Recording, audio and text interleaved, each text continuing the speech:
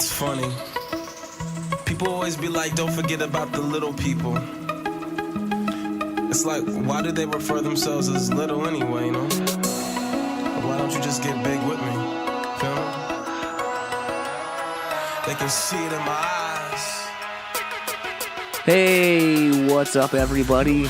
Welcome to another episode, a bonus episode, as it were, of John's Untitled Podcast, a partner of MoshPitNation.com. This week's guest is the returning Fallon Bowman. This will be tentatively the last time that you will hear Miss Bowman on this podcast. Not that there's anything that happened or anything like that, just our discography discussion of the Deftones has come to an end. We dissect Gore, the latest offering of the Deftones, which as of right now, the day I'm recording this, tentatively the Deftones are writing some new material, so maybe I can get Fallon back on once that record comes out. Maybe we can do a little what do we think it's going to be based on a single or something, or, give it about a month and then maybe do a conversation about the record. But yeah, the chat, the run is over. This is it. I know for me, leading up to this was definitely one that I wasn't necessarily looking forward to listening to, because my initial run through of the record was a little rough. A lot to be desired on my end, and I definitely think that I speak to the record a little more favorably than what I just said. But all of that aside, I have a lot of episodes sitting on my computer, and I need to get rid of some of these to get them out, because some of the things described in them, some of the topics we bring up are really old at this point, and it's kind of confusing and a little frustrating at times when you listen to a podcast and they talk about something and you're like, that happened like 5 months ago. But it's being released as a quote-unquote current episode. So thankfully this isn't going to be too bad, since we're talking about a record that's been out for a little while, so that's not the case. But I think for the next maybe the next couple of weeks, maybe a month or so, I think I'm going to try to do 2 episodes a week and try to get some of these episodes, like the one I did with Lucas Rossi, the one I did with Ian from X Straight Line Stitch. I have a couple of episodes in the tank here, and I think they should come out. So this is the first one that I'm going to release. Maybe leave me a comment on Facebook, facebook.com/John's Untitled Podcast, and let me know if there's a day that you like when someone puts out like 2 episodes. The Jericho model is I believe it's Tuesday or Wednesday, and then Friday. I'm going to drop this on Friday and just kind of see how it goes. But if there's days that work better, if for the digestion of two podcasts in a week, let me know.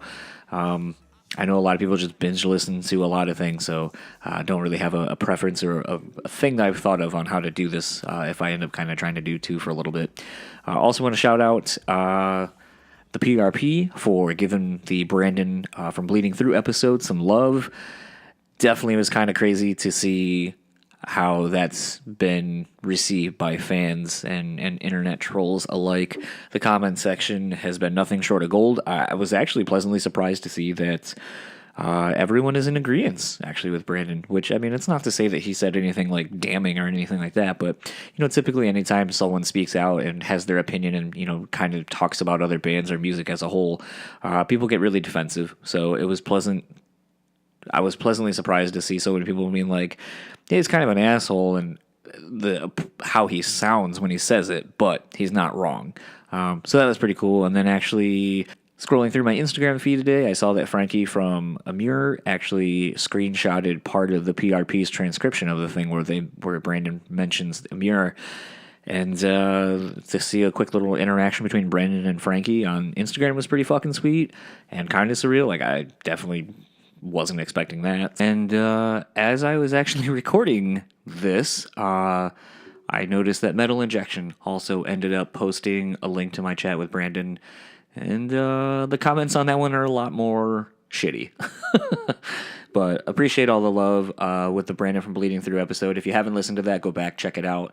It's a really solid chat, outside of the headlines, outside of all of the potential mudslinging in the first couple of minutes. We talk about the record, we talk about the band's lineage and so forth, and I think outside of the headlines, it's a really solid chat. And it's pretty quick. It's only like 40 minutes. So go back, check it out. Go back, check out any of the episodes, honestly. And speaking of chats, let's get to my chat with Fallon Bowman discussing Gore.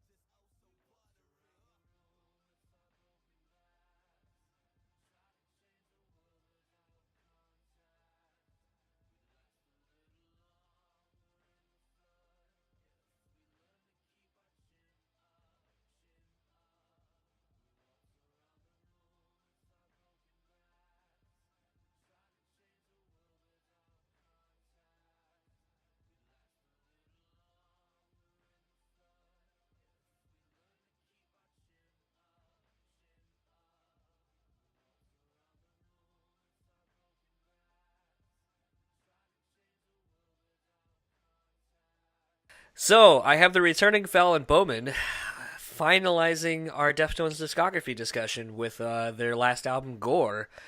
And, wow, what a, what a record this is. It is. It is what a record. And, there's so many different things going on at the same time that I feel that there's a lack of cohesion that you heard on Diamond Eyes from beginning to end, but the cohesion is no longer, it is not there for this record, in my opinion, as a whole, from start to finish. Yes. There's just a lot of holes and a lot of, to me, if I can speak for the entire record, it sounds like it's just one long song. Yeah, I definitely get that vibe. Vocally, especially vocally. Oh yeah, all right. So we were pre-rolling before the intro, and So we're going to change how we do this record just because in talking very quickly about our thoughts on the record leading up to this conversation, we realized we're not really fans of this record. So instead of going song by song, going like, didn't like it because of this, didn't like it because of this, what I figured would be a more interesting approach and I think give a more honest feel as opposed to being so negative would be to talk about the record as a whole. And since we're wrapping up the discography discussion, I think it will actually lend itself to kind of being like what we don't like about it and why in juxtaposition to everything that's come before it that kind of is the reason why it let us down. And I think that will be the best way to kind of really tackle this record. Yeah. I feel like that is the most fair. I don't want to say that I don't want to say that I don't like it. This is going right up to Adrenaline for me. This is probably, I would say this is probably my least favorite Deftones record. Wow. Okay. Because I respect the journey. Because I know I really do respect the journey because pretty much anything that they do, they're trying to tweak and trying to push basically how far they can push their old fans, I think. Like, how much can we piss them off without losing them? You know what I mean? Like, yeah. That's what I got from this. It's just like, well, okay, we're gonna ask Jerry Cantrell to play on our record and see what happens. Okay, so it's interesting that's where you're going with it, because to me it's like, and I think like the hardest part for me, like, and I'll kind of give like, you know, we through doing this, like, you have, you know, adamantly said that, like, you got back into the band on Diamond Eyes. That's where you kind of hop back on the Deftones train. You were off for, like, the last two records. And then, you know, if I'm not mistaken, from the last record with Koi no Yokan, that, you know, you were ready for that record when it first came out. You know, you're back on being, like, a Deftones fan that's, like, adamantly invested in what they're doing. Right. And for me, on this record, I was... So, you know, something I kind of complain a lot about is the new way that albums get released. Like, as far as, like, you know, usually it was like, here's a promotional single, maybe here's the first single, and that's all you're getting. Now it's like you're getting half the record before the album even comes out, and it just kind of ruins the album experience. And so I didn't listen to any of this record until I literally got it on vinyl. And wow. I remember just being very disappointed, like, oh, I think I spent more money on this than I probably should have. I remember just feeling like when I got it, I was like, wow, I waited all this time and didn't listen to all the tracks that they put out, and this is my reward. Yeah. Surprise! And that's not to say, like, Prayers Triangles, I think, is a great song to start the album out, and it had me really interested in where it was going, because it's, you know, unlike, you know, we've said over the last handful of records, like, where every first track, you know, between Diamond Eyes or, you know, what is it, Leathers, I think, is off of Koi no Yokan, and, you know, like, there's just so many great, Hole in Earth off of, you know, Saturday Night Race. Like, it's like, you know, they just come out the gate and they always have banger fucking opening tracks, and this one's, like, the most chill ambient that, you know, they've really ever done.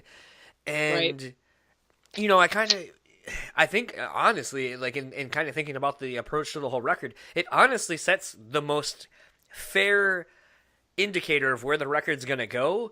But this is the best version of what they're trying to do that's executed on the whole record, in my opinion. Oh, okay. I mean, there are two other songs that I really do like, but I mean, this to me is like everything they tried doing, like, kind of from here on out. It was like, here's the best that we were able to do, like, kind of like you were saying, where it's like, you know, Deftones are always trying to push themselves into as far into the different things that they have done over their career and see how far they can take themselves and how far their fans are willing to go with them. And to me, it's like, when I listen to Prayers Triangles, I'm like, okay, this is, you know, taking the most ambient kind of, you know, a little bit crunchy stuff that you've been doing over the last handful of records and taking it, you know, a step further. But it's like, to me, that was the pinnacle of them being able to reach the success of, like, trying to do something a little bit beyond what they've been doing successfully all the way through. Everything that they did worked, and it worked really well. Yeah. I mean, I think it's okay. I believe that was the first single, was it not? It was, yeah. Yeah, so, I mean, it's good. It's there's a lot of guitar, like throughout, I can speak from a guitar player's point of view. There's a lot of different things going on this record. It's slightly concerning, but also I kind of wish that they would do a record with only Steph calling the shots. Yeah, just 100% him just playing, because you can really hear these little beacons of hope of these ball crushing, if I could say, guitar riffs, guitar tones, like some of the, oh my God, I'm like, oh, this is so good. Oh, you just want it to go on longer, but it's just not. Yeah. It's like a bad date. It's just, oh God. But, anyway, yeah, I feel from, like, vocally, I would discount this record completely. Musically, there are some really interesting things going on.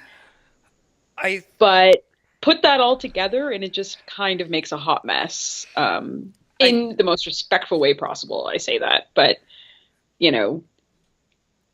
It's kind of interesting you say that, because, like, there were vibes that, like, there's some, like, I think some of the more mellower stuff that they do on this record, there's some moments, like, between Frank and, I mean, there's even some shit that Abe does on this record where I was just like, man, you're just, like, pulling, like, there's just, like, weird hi-hat, snare, like, kick drum thing that he's doing on... During Geometric Headdress. Yes. He does. So, I'm like... And the drum tones themselves sound so different from anything I've heard on an Abe, kit, like that, as far as the actual sound of it on the record.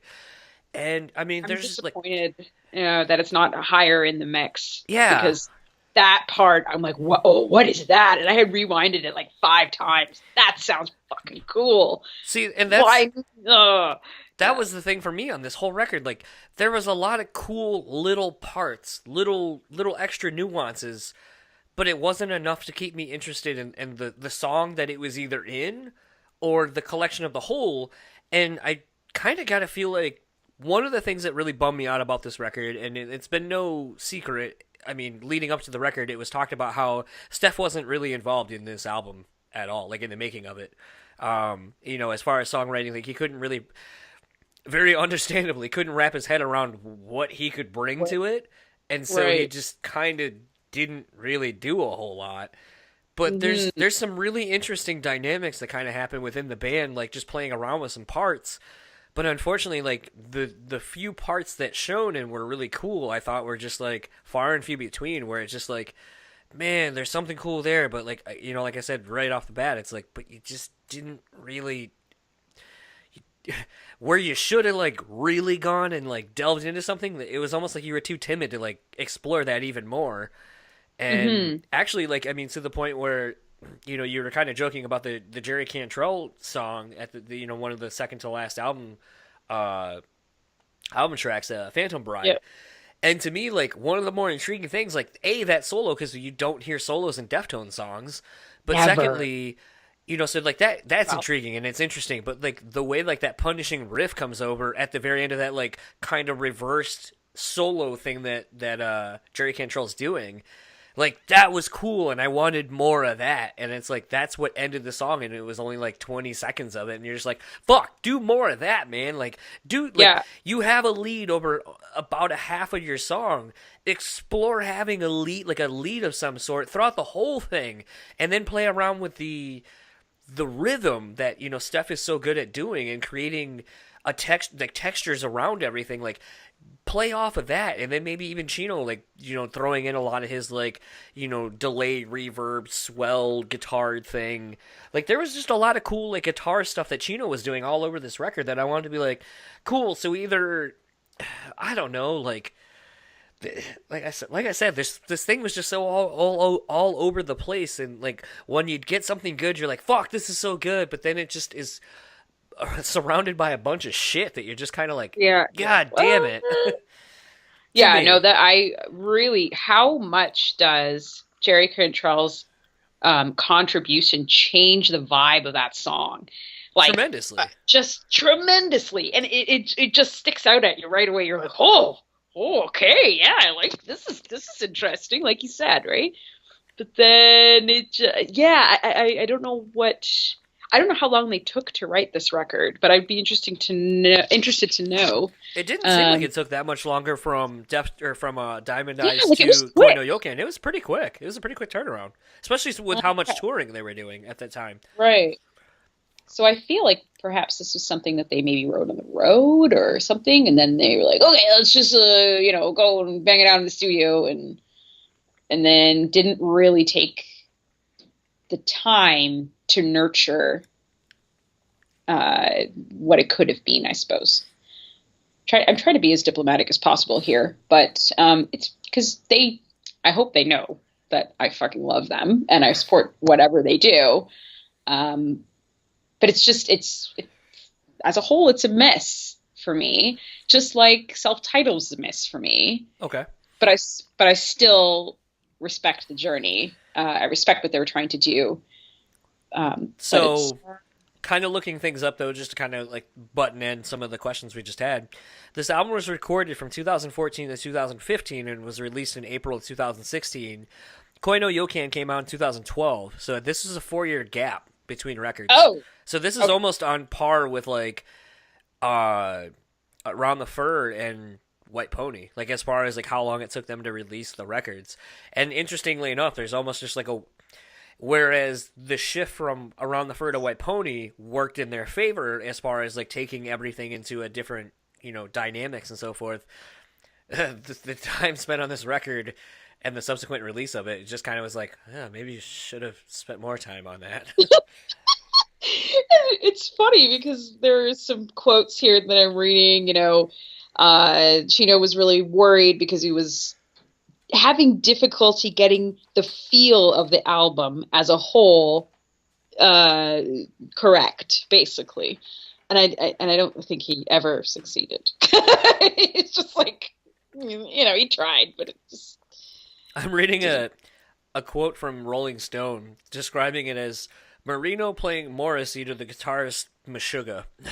And it's like, I really couldn't... I mean, that was actually the weird thing is, like, as I was listening to different songs, like, Acid Hologram comes out, and I'm like, I kind of dig, like, the vibe of the song initially, but it's like, I think the thing that, like, really bummed me out about this record is just, I feel like Chino's lyrics and delivery were just, like, Chino as a guitar player on this record really impressed me. Like, there's a lot of cool stuff that he's doing and kind of coming into his own as a guitar player, but I feel like vocally, all the things he just kind of, like, as much as you can in this band and with his, great voice, kind of shit the bed for me. It's like you excelled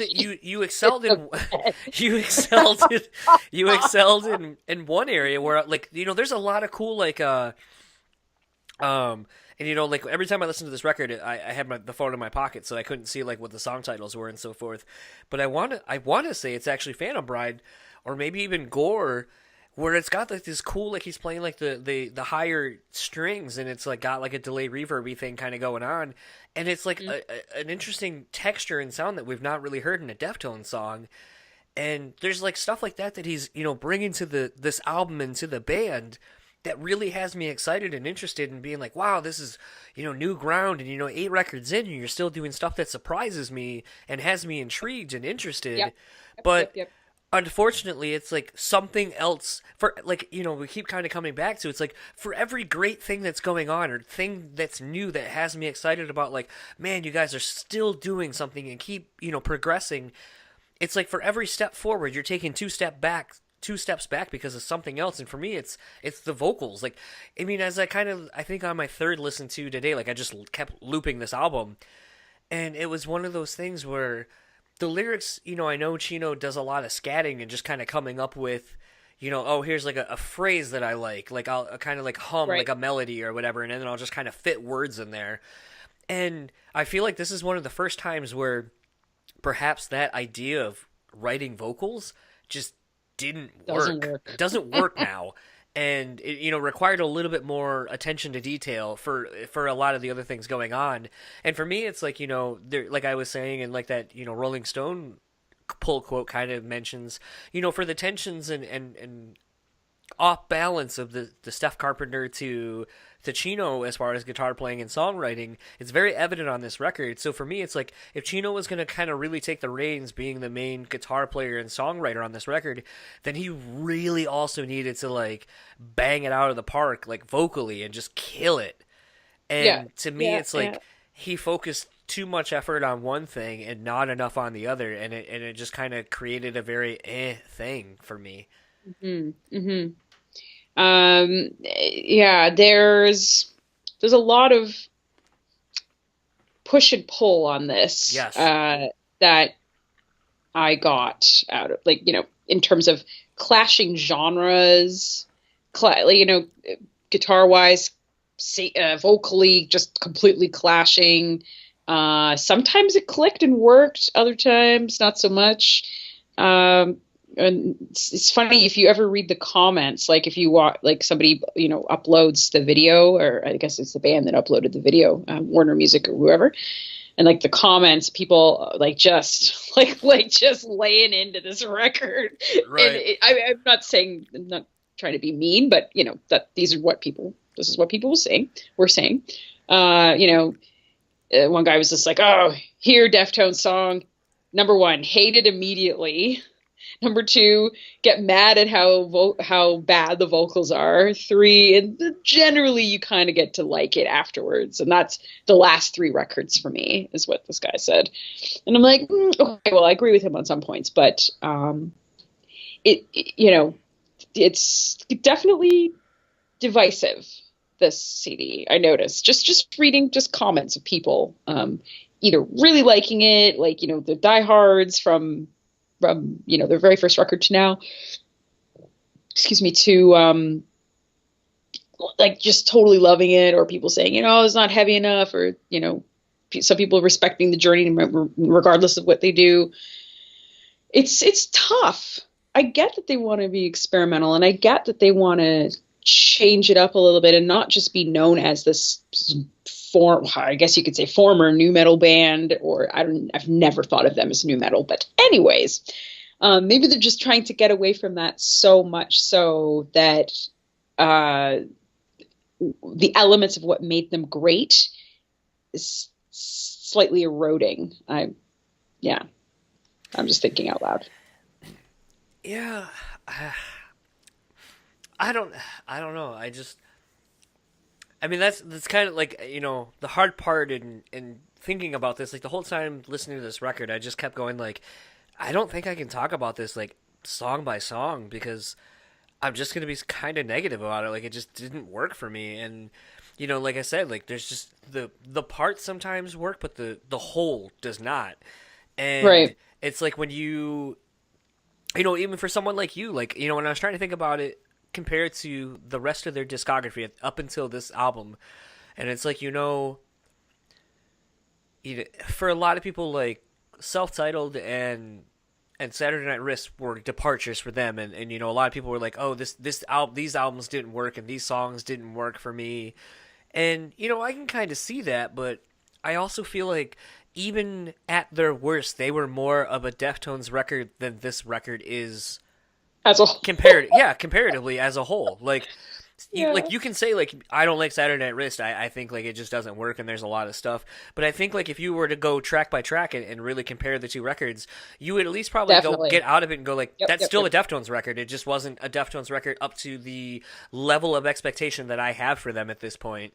Whereas this, to me, it's like, yeah, it's cool that you're trying to do new shit. Like, I get it. But, man, like, this is... To me, Palms, I couldn't fucking think of that band name all day.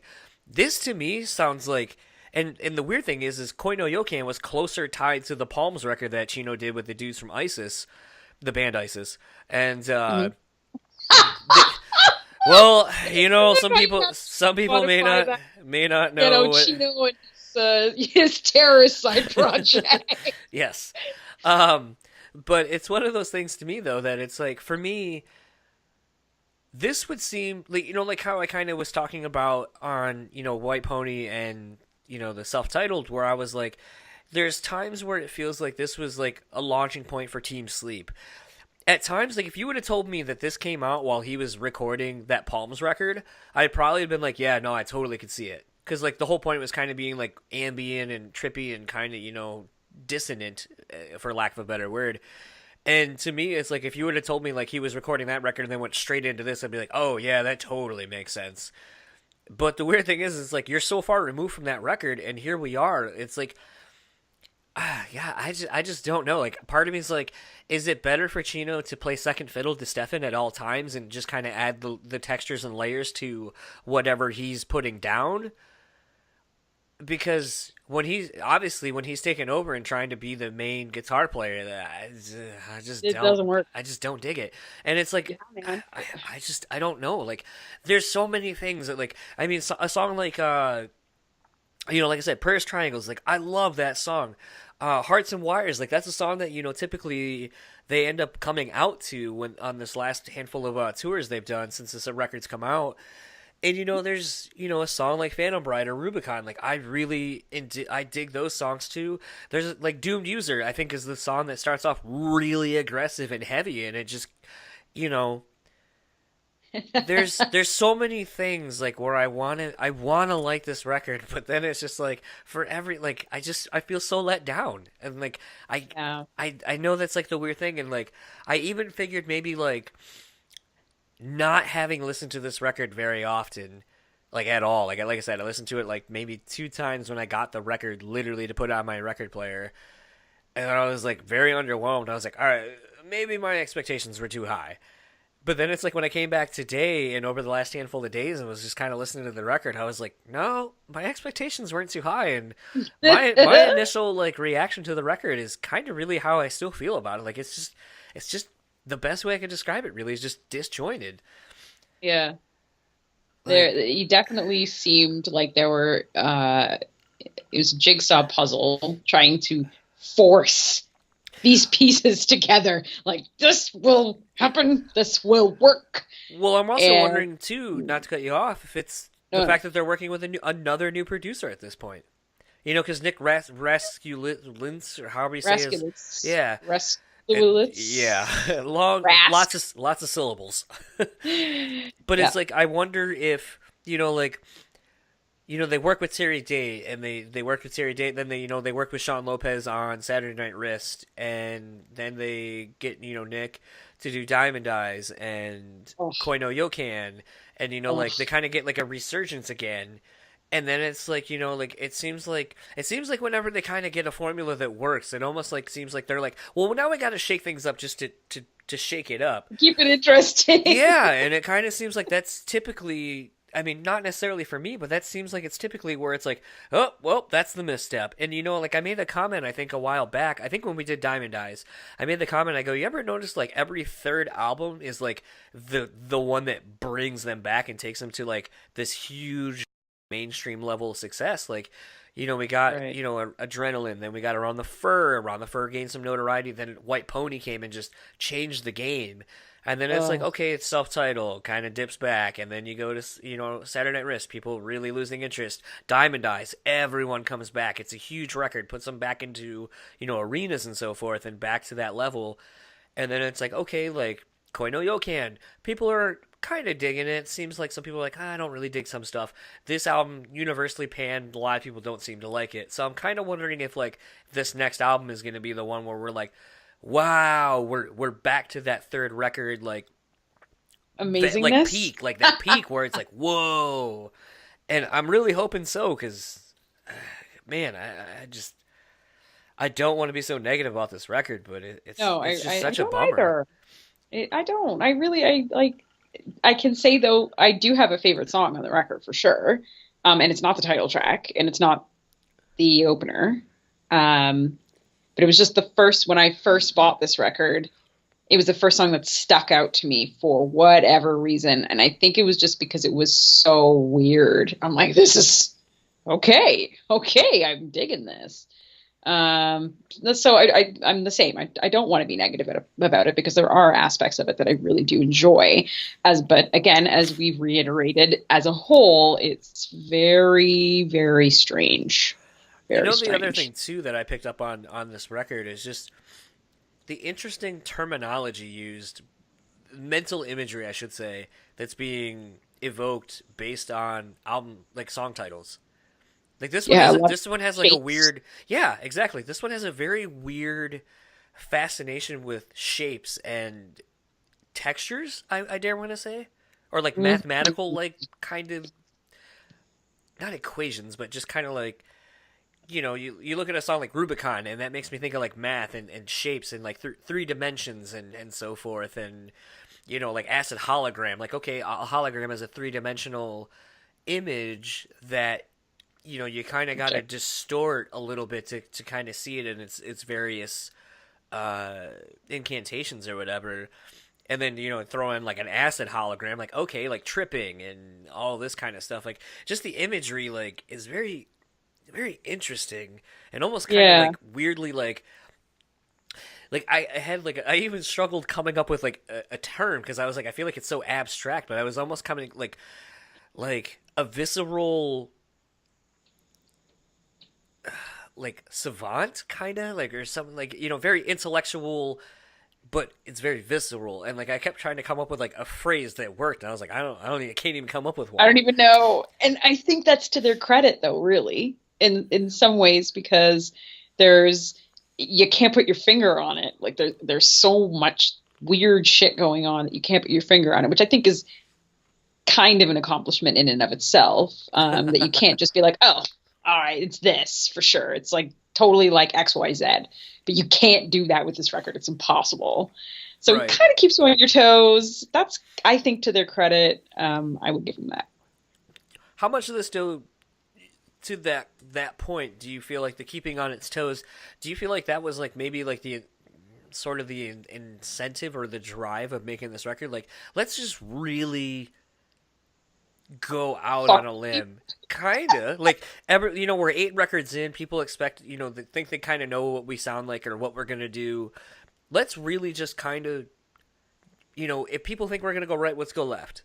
If people think I do this, like let's like, because even vocally, like there were things where I was like, typically it seems like Chino would do this over this vocal, but it seems like he's so hell bent on, if it's an aggressive vocal, I'm gonna sing over it, and then when it's like kind of like a softer thing, I'm gonna scream over it. And it's like, I feel like you're trying so hard to do what I don't think. Contrary. Be contrary.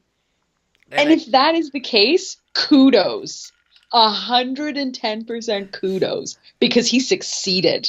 Yeah. In giving exactly what we did not want.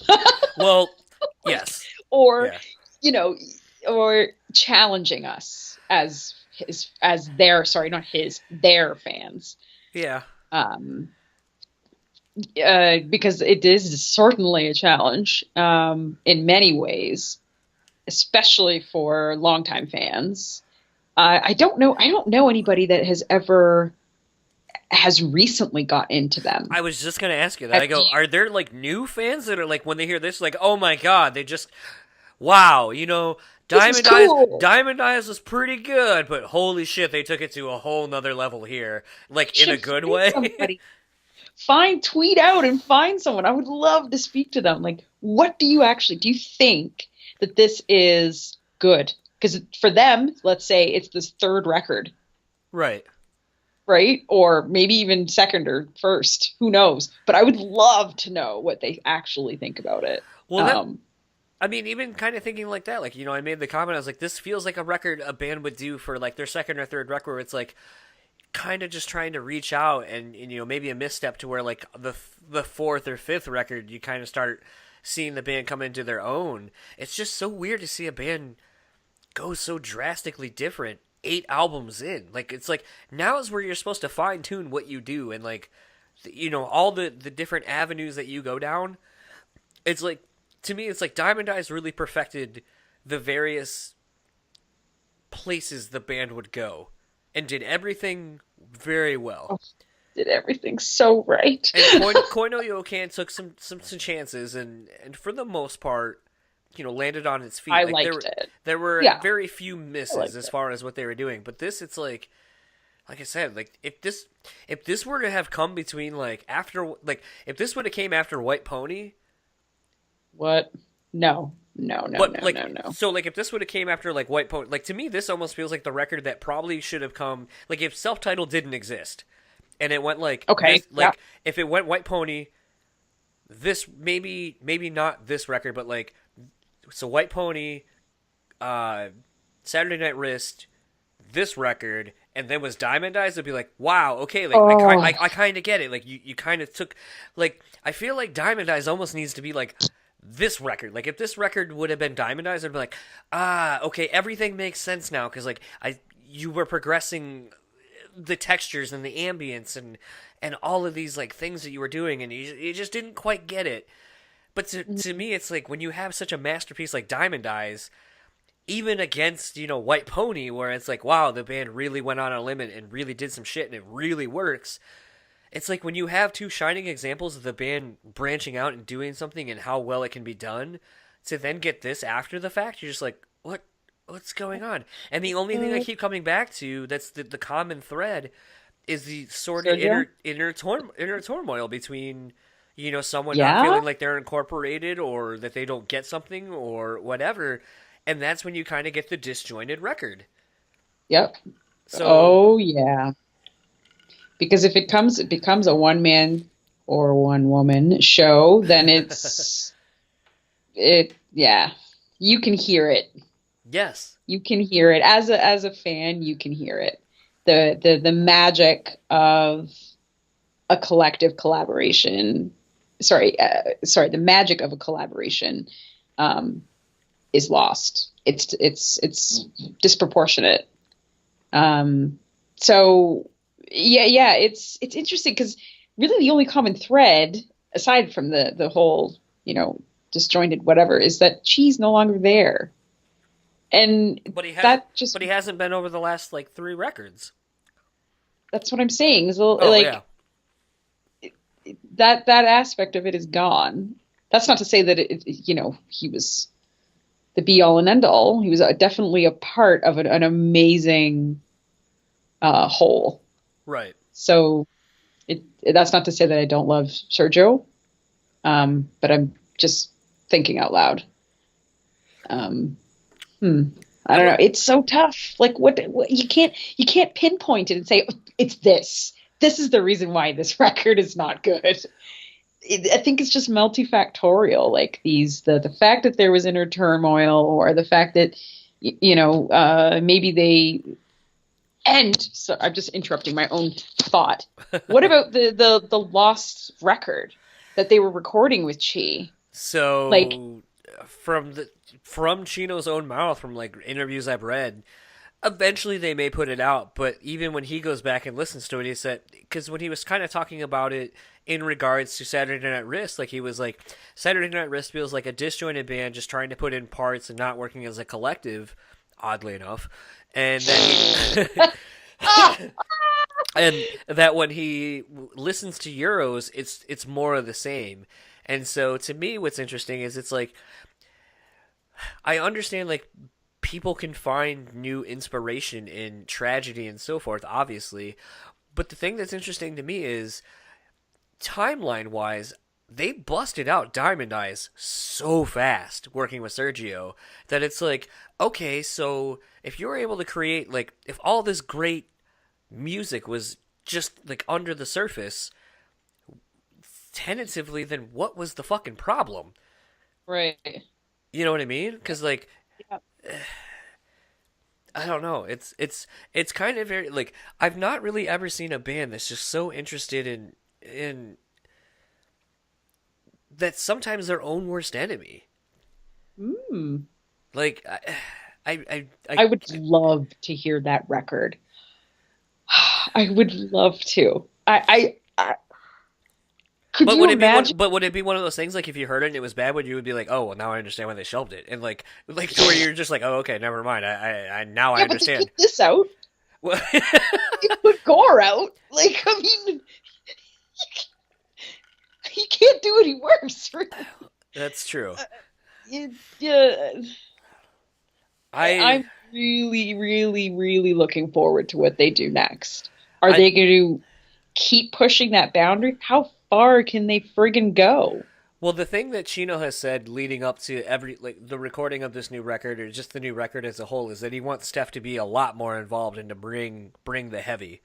So, to me, that almost seems like, okay, we're that again back to my every third record thing. Like White Pony was pretty fucking heavy and aggressive most of the way through. Diamond Eyes, pretty fucking aggressive and heavy all the way through. It's Chino kind of cutting in the melody that really, offsets the aggression in what he does. Same with even Around the Fur. Like, there's so much aggression on that record, but it's Chino's vocal melodies that allow for it to transcend the aggression. And right. I'm really hoping that, if that's the case, because I mean, like, there's steps like, other bands, Soul Invictus or something like that. Soul Invictus, yeah. Yeah, and it's like, if you hear that stuff, it's like just riff city. So it's like, it's clearly not that the dude, like, has no aggressive riffs anymore. Like, God, I just don't know. Like, I don't know if he's being, like, stifled. Ego City? Ego City. Maybe. Egos. But I mean, musicians are like that. You know that. okay, Like, but I mean, like, you're 20 some odd, almost 30 years into your career. Like, haven't you figured out what works and what doesn't? Like, isn't it in everyone's best interest to just kind of play to everyone's strengths and kind of figure out, like, okay, these are our weaknesses. Let's just not do that. okay, well, that would be the mature thing to do, but we're talking about musicians again. So it's like you would hope that that's the way it works. But at the end of the day, it's always high school. That's what I always say. Yeah, it's, but I'm speculating, of course. I don't know if that's what's going on with them, but like, I think that this record leads to some sort of something is going on. Something's wrong in Sacramento. Can't say that word. Right. So I'm going to kind of like hop off this record just because like, I think we've kind of beaten how we feel about it as a whole over the head. No, it's fine. Canadian. Yeah. Sorry. But so let's play devil's advocate and we've kind of talked about what we think maybe the new record that they're working on could be based on things that, Chino has said, like he wants to have it, Steph be involved, to bring the balls back to the band, so on and so forth. But realistically, what, just kind of based on the trend of the band itself over the last, 8 albums, where do you think the band is going to go? Do you see them maybe going down more of this road or kind of going more back to just a very basic thing? And even more to the point, do you see them going back to either Terry Date or Nick Raskulins, because those are the two producers who really brought out the best in the band? I definitely think the latter. They're going to go back. Okay. It speaks volumes that their last tour, they barely played anything from this record. They played 3 songs. So, on a new album cycle, that's pretty typical. Yeah, but like, they know what works. Come on. They know what works. Oh, for sure. So I feel like they're going to go back. They're going to go to I don't want to say that they're just going to remake Diamond Eyes or they're going to remake Would that be White a terrible Pony. thing? That would be a terrible idea. And I think they're mature enough to know that. But they're going to take elements that worked and incorporate whatever they've done here, which I think is cool. What Gore was interesting, but they just need to refine it like a shiny pearl. Just, I think they're going to go back. I personally think that's what they're going to do. They're going to either, I think they might even go Terry Date. Why not? Let's make that prediction. What'd be interesting to me is if they did like a co-production, because I actually think, if I'm not mistaken, even though Sean Lopez did Saturday Night Wrist, I think there's some co-production done on the record as well. So It'd be really interesting if they were to be like, cool, so we obviously know we vibe well with Terry Date, but we also really like Nick Raskulins. So let's put those two together and see what we can't do with that. Half? Yeah, or, just the two working together. Oh, two working. Oh, I don't know how that would work. And then, I don't know where the fuck this idea just came from, but, what if they were to do, really, get a new producer, step outside the box, and just kind of go with, Butch Vig? Ooh. Who's, really, a more, he's very Terry Date-esque in the fact that he likes, the more, get in a room, jam live, I record it, so we just kind of do that until we get the vibe of like the song in a live setting, but I'm recording it. And then you do like your overdubs and so forth. Yeah. Oh, that would be very interesting. Plus, I would love to know. Plus, Butch Vig is really versed with like, a lot of like electronic stuff too in his music. Yeah. So that would be interesting to see how like he handles like Frank's stuff.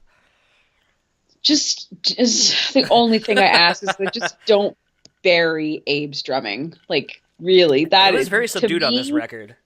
To me, that is what makes. I'm not even a drummer, but it's what drives the song for me. Like, I always air drum to Deftones records. I'd never play the guitar. Obviously, I don't air guitar, but the drums are just so. Oh my god. I was listening to Diamond Eyes on the subway, like super fucking loud. And I was just like, playing along to Rocket Skates. Okay. And there's a guy that was sitting like in front of me, and he's just like staring at me. He's just like, "You're a drummer?" Like, no. I like to think I am, but I'm definitely not. Just, can you listen to how great Abe Cunningham is? Because he's fucking awesome. Anyway, yeah. So I hope that they're going forward. They really don't bury him. Right. Seriously. Well, what's interesting too is like, you kind of talked about Sergio. I feel like if you really pay attention, there's a lot of like busy bass work on this record, and to the point where like when you see the band live, like Sergio pulls out like that 6-string, like almost looks like a jazz master, but it's like a bass. Yes. And like I think it's might even be Acid Hologram. Now that I think about it, I know it's within the first like 4 tracks. I think it's Geometric Headdress. But like there's just like stuff like where it's like he's doing stuff that like I don't know that Chi would ever have done. So like I really enjoy the fact that like he gets kind of experimental with his own gear. Yeah. Within the band. True. And it's like, that's kind of an interesting thing that I don't think really ever gets highlighted, because everyone's always like, oh man, I miss Chi, and I miss what Chi brings to the band. But I think really Sergio, as a musician, has brought a lot more musicality to the band than Chi really ever did. And I think it kind of gets overlooked a little bit. Yeah, I agree with that. I agree. I did hear, especially like listening with really great headphones, listening to this, you can hear like, that distorted, like really crinkly, crunchy bass that he's doing all kinds of really interesting things. I did notice that. And I mean, I give the dude credit. Chi had his strengths. Yes. But Sergio obviously has his, he's a tremendous bass player. So. I mean, I think that speaks to, and like, it was kind of weird, like in thinking about this record, oddly enough, like I was like, with Steph not really contributing as much per se, so everyone has said, and even he has said himself, it makes me wonder if like, okay, like Sergio, being from Quicksand, like, like when they kind of get kind of weird, if it's like he's like, yeah, this is my element, I get to pull out this like 6-string like bass and fuck around with like pedals and shit, and it's like that, like he doesn't like. Sometimes I wonder if like the overindulgence in like going with an idea instead of being like, nah, let's rein this back. Where it's like everyone keep just kind of simple. Yeah, like if everyone else isn't like, like for someone like Frank might be like, cool, I could do like I got this new patch and I think I could do this here, and Sergio's like, let me get my 6-string bass thing and I can play this, and everyone's just kind of like going out on a limb to be like over the top, kind of like all overindulgent, and like Steph would probably just be like, I like playing bar chords, like let's go back to that. Yeah. No, I it's so difficult because you really want to impress your fans. You really want to make it so that it's a sort of an eargasm when they listen to it, and you want to keep them interested with lots of different things. But sometimes, and I think that this has mainly been their formula, is that it's never super complicated. It's should be easy to listen to. Which I think that they did not adhere to on Gore, obviously. No. And if they reel it in, keep it really simple with heavy dosage of bar chordage and that melodic juxtaposition, but still keeping it new and fresh, they will knock it out of the park. Like it'll be extraordinary. I think this new record will be a religious experience. If they get it right, it'll be amazing, and I will literally cry. I will actually, tears will come down my face if they get it right. On that note, yeah. What do we do in terms of closing this out and dealing with picking a favorite song? All right, so for me, honestly, just as songs completely from start to finish, because like, I mean, I almost feel like I could go through every single song and be like, I like this part of the song, but then the rest is I'm not a fan of. So for me, from just songs themselves from start to finish, Prayers Triangles I think is one of the strongest tracks. Obviously why it's the first track, why it was the first single. I do really enjoy Phantom Bride. I think that's a prime example of like where the band tried something completely different and it really worked for me. Even though kind of vocally it was a little stale for me. But I think musically, like, I think it's one of the more ambitious songs that they've done in a very long time. To where I'm like, okay, like, if you were to do this and maybe, like, some vocal stuff would be, like, on par with, like, a Diamond Eyes level or whatever, I could probably really get behind, like, a whole album, really, of this kind of style. And, you know, it's that thing where I was just kind of saying, where it's like, it's the new thing that's going to keep me excited for the next record. And even Rubicon, like, I've really enjoyed Rubicon. And it just kind of sucked to me that it's like the first song and the last two songs were like my favorites, and then it's almost like the meat of the whole album is what I didn't enjoy. It's almost like, to me, like, as stupid as this is, because like at the time when I was listening to this, like people at work were talking about lunch stuff, and I was like, it's almost like getting like a bomb ass like sandwich, and it's on like a brioche bun that's like handmade and it's delicious, but then you get like some bullshit like meat in the middle. And like wilty lettuce and like everything else, you're just like, it's all soggy. Yeah, we're just like, cool. Well, I mean, everything around it was good, but the thing that I should have enjoyed the most was actually the thing I didn't. Yeah. It speaks volumes to me that one of the songs, Pittura Infamante, I wrote, oh, why though? Yeah. Why was this a song? Yeah, it's unfortunate, but Phantom Bride, I agree with you 100%. Is all the elements of where they would like to go, or where all the different experimentation that they're doing working. And I really enjoyed it. It was very different. I just love the vibe. It's so.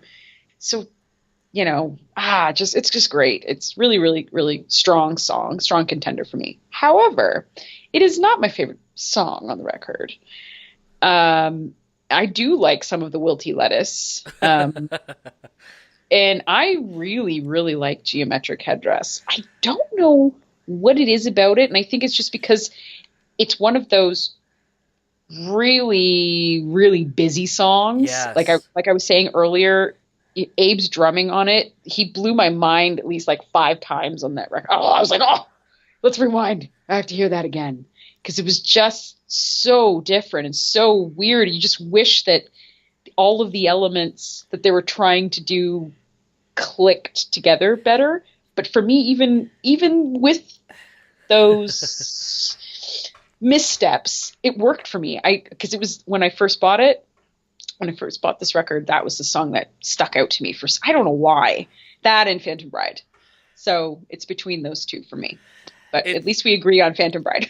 It's funny that you mentioned Geometric Headdress, because like I was saying, like, it was one of the more interesting things kind of going on with within that song. But fuck, man, like, it just was one of those things where it's like, I wanted to like it and I wanted it to work, but to me, that's like, Geometric Headdress is to Phantom Bride, like, where everything different works and it's to its favor.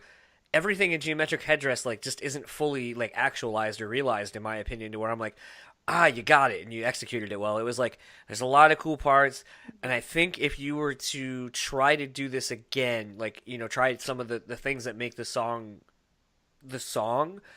I think if you were to go back, kind of figure out why things didn't work, like, you know, just reapproach the song or like do a reimagining maybe, that it's like, I think you would find that basically is the antithesis of this record, where it's like, this is what you tried so many things, it almost worked, but when it fails so bad that it just makes the good parts not shine through. Right. And so therefore it's like, I'm really, like, very much like we've been saying, we're down on this record, but we're very optimistic about them figuring it out for the next one, to where you get that, you know, you get that White Pony, you get that Diamond Eyes, where you're like, oh my God, this is the best of So everything you've good. ever done. And I just need more of this. And it's like life-changing. You know, the album will be life-changing really for is. people. 100%. And that's where I just kind of keep coming back to with this record, where I'm like, you've proven that, you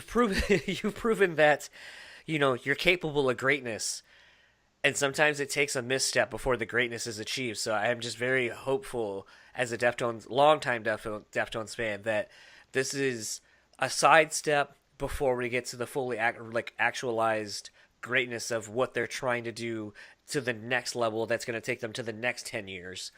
Definitely. And, you know, while still enjoying the back catalog. So I'm very optimistic about the future of the Deftones. And obviously, like, with us having seen them live, you know, in the last year, you know, they still have it. They still sound great. They still have it. So it's like, you know, old songs that they've been playing forever, they figured out ways to, like, kind of keep them fresh, like slowing down a breakdown in it, or, you know, extending parts or whatever, and just crafting a perfect set list that kind of encapsulates everything they've done. And pretty much, like, all the, I mean, like, even off of this, like, they play Prayers Triangles, they play Hearts and Wires as, like, their intro, and I want to say they play Acid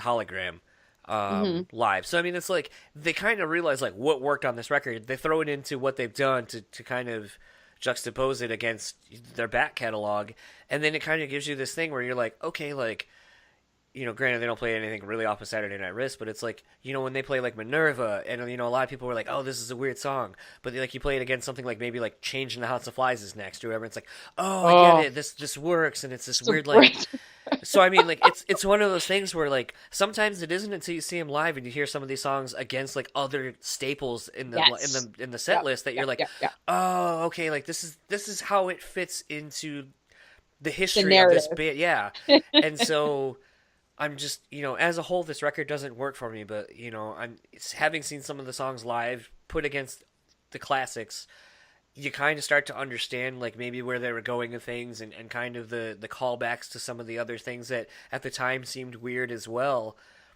But, you know, like I already have said a couple of times, it's like, I'm really hoping that this is going out on a limb, realizing what worked and doesn't, honing it, bringing it all back to a lot of the things that they've done over the last 20-something years, and then just putting out a record that allows them to take what they've done, transcend it, and set them up for the next, you know, 5-10 years. And to hopefully, you know, to where it's really weird to see a band like this, where it's like, you know, a lot of people would have written them off and been like, oh, they're going to be done. They're not going to be around 10 years. And it's like, you know, you can't do that with the Deftones. And it's like, you're 20 years into their career, and it's like, they still obviously throw you for curveballs and are willing to experiment. And it's like, while we as fans may not appreciate what they're doing, I have to at least appreciate the fact that they're trying to do something different 20 years into their career, when a lot of bands would just be like, well, we had White Pony, so we had 3 records everyone loved, we're just going to fucking ride the shit out of those records while still putting out marginally okay records. They're trying. You're right. They're trying, and that's why I said I respect the journey. I do. I respect their artistic journey. You know, that there's going to be missteps, and as history has shown with them rather, they'll have some missteps, in my opinion, and then they fucking knock it out of the park with some of the best rock, like, I don't know what we even call their genre, like alternative metal that ever, with a record like Diamond Eyes or White Pony. Like, to me, it's perfection. And I met somebody that said that they didn't like White Pony, and I'm like, who are you? And you're like, we're not friends. How do you? And they're like, well, I don't like that the singer's like whiny singing or whatever. And I'm like, you like emo? Fuck yourself. Yeah. Anyway, the conversation didn't end well. Anyway. So Phantom Bride, I think, is going to be our unanimous pick for this record as our favorite. Yeah. Just because it was really the only carryover that was a good song. Anyway, we've managed to talk for an hour and a half. Well, I know. Actually, we talked for an hour about that record. You said it was going to be the quickest. Yeah, I mean, obviously gonna have to edit stuff out, but I mean, yeah, it'll probably be about an hour total. Just because I feel like I was definitely redundant on some of that. Cool. I would be. Well, you know what? I already know what people are going to say about it because I've been reading all the comments.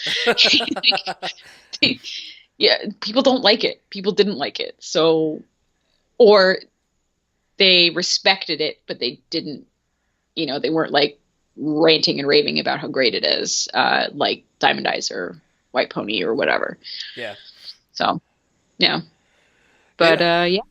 So good. I guess when the next record comes out, we'll have to keep up with it. We have to keep adding to it. No, for sure. Whenever that will be. I don't know if you've heard any plans about what they're doing, but no. I guess the last question I'll ask you to kind of wrap up with this whole thing. Mm-hmm. Looking back on everything as we've gone track by track, album by album, has it made you look at the Deftones discography in a different way than maybe you had previously? Most definitely. Yeah? Most definitely, especially with the two records that I was very lukewarm about, especially Saturday Night Rest. I find myself actually, even though I was not overall excited about it when it came out, or at all interested in listening to it, I find myself listening to it more now after we talked about it, and I really gave it a solid 10 listens or whatever. I found that I've looked at their discography in a different way now after going through it song by song and hearing somebody else's perspective and hearing somebody else's experience with the records that I wasn't necessarily as involved with or as attentive to, I suppose. That's cool. Yeah. It was. I definitely kind of walked away, like, cause someone asked me, or when I was talking about it yesterday, it kind of made me think about it, and the fact that we were doing a chat a day later to kind of close it out. It was just kind of like, I don't think I really walked away from thinking about any one record differently than I had previously, since basically the only record I never really was around for was Adrenaline. But I kind of had wondered if I would feel differently about this record. And it was interesting to find out that I didn't. And then I was like, man, I'm going to feel really bad when Fallon's like, oh my God, I love this. And I love like all the different things they're doing. And I was just like, I feel like a Debbie Downer. So it's been interesting to me that even though our journeys through the last 20 some odd years worth of music have sort of been similar, what's interesting is even when the albums that, maybe one identified with a little bit more than the other, or was a little bit more like, I really enjoyed this record, whereas maybe the other person didn't really ever listen to it. It was kind of cool that we ended on a record that neither one of us really listened to a whole lot, but still collectively kind of came to the same conclusion. So it's interesting that, like, for as much as I really figured there was going to be a lot of differences in opinion going through this whole thing, that it was really interesting to see how similar a lot of, like, even our notes, like, to the, like, verbiage even was very similar. And it's like, to me, like, I think that's a very interesting thing that a lot of people who are passionate about music and or a band, it's really, I don't think anyone's really given themselves that opportunity to kind of really dissect something and just kind of see, like, how similar people's tastes and even down, like I said, to the words that people use to describe it. I kind of adopted some of your vernacular on some of it and stuff like that, and it was kind of interesting to see, like, how, things that you would say as I go back and listen to certain things, and it's like, oh yeah, like, I kind of noticed that, something that she noticed that I didn't, and it's kind of, now I kind of I don't ever look at those records or those songs sometimes the same, because, you brought something to light that I'd never noticed. So exactly. It's kind of same with me. Yeah. Same 100%, which I think is really what's enriching about doing these kinds of things is that, we're both huge fans of theirs, and we probably always will be, even if they put out, 3 more Gores. Ooh, We'll still I don't stick know. around. I might actually go and be like you and check out for a little bit. I need a break. It's not you, it's me. It's not you, it's me. Yeah, no, that's true. But we still will support them no matter what they do. And I think it's interesting to have fans do this kind of thing and just kind of ruminate on the sorts of the records that changed their lives or comforted them or whatever. I think it's really cool to come together and do that kind of thing. So For sure. Well, thank you for the last year plus of wow, thank you doing this. Yeah, no, really, I really enjoyed the laughter and enjoyed the journey. So that's all that matters. Awesome. Well, thank you again, and enjoy the rest of your night. Thanks, you too. Bye. Bye-bye. And that concludes my Deftones discography discussion with Fallon Bowman. Again, as we were kind of saying, it's been interesting to be able to look at a band's 8-album, 20-some-odd year career and just kind of go album by album, song by song. And I think if you're a fan of something or someone, do that. Have a conversation with people. You don't have to record it, but I mean, do that because I think it gives you a completely different appreciation of a band, and you're able to kind of really figure out why you like that band, what works for that band, and even, in some instances, songs that I didn't like or an album I didn't like, I'm at least able to look at it a little bit more objectively than I did before doing this conversation. So this is a lot of fun. Like I said in the intro, I would like to do another one. I have a few bands in mind, but I got to find a willing participant. And now that I'm also have been on discography discussion, I think it would be a little bit weird to kind of start doing these a little more consistently. Although Dan from over there had said that basically he won't touch Deftones because of this. So, all that said, this is a lot of fun. I can't thank Fallon enough.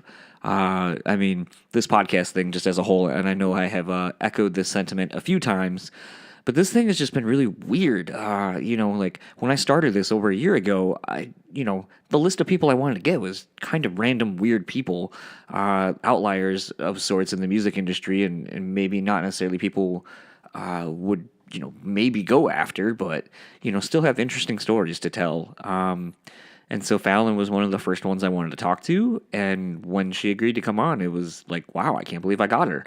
And then to kind of do this for the rest of the year, like, it's been crazy. And, like some of the stories she tells about, touring with certain bands and, her memories of things and so forth, like, it's been really interesting. And I definitely have enjoyed doing this with her. So thank you to Fallon for doing this. And hopefully we can do one more when the new album comes out and dissect that. And hopefully we'll be very anxious and excited, and our wait will be worth it. All that said, speaking of waiting, if you don't like waiting and you like to be updated with a lot of things, you can follow Fallon over at Fallon Bowman on Twitter and Instagram, and I believe Facebook as well. Her YouTube channel is Fallon Bowman TV. If you would like to follow our partners over at moshpitnation.com, you can do such simply at moshpitnation.com. You can also go and follow them on Facebook at moshpitnation West MI, as well as Twitter and Instagram are simply moshpitnation. And if you would like to keep up with what I'm doing, you can do such on Facebook, Instagram, and YouTube over at John's Entitled Podcast. Tweet at me at John's Entitled Pod and email me at johnsentitledpod@gmail.com. Follow me across everything. Keep up. I try to post different shit and talk to me. Be engaged. Let me know what you thought. Did we fuck up? Is Phantom Bride not like the best song off of Gore? Let me know.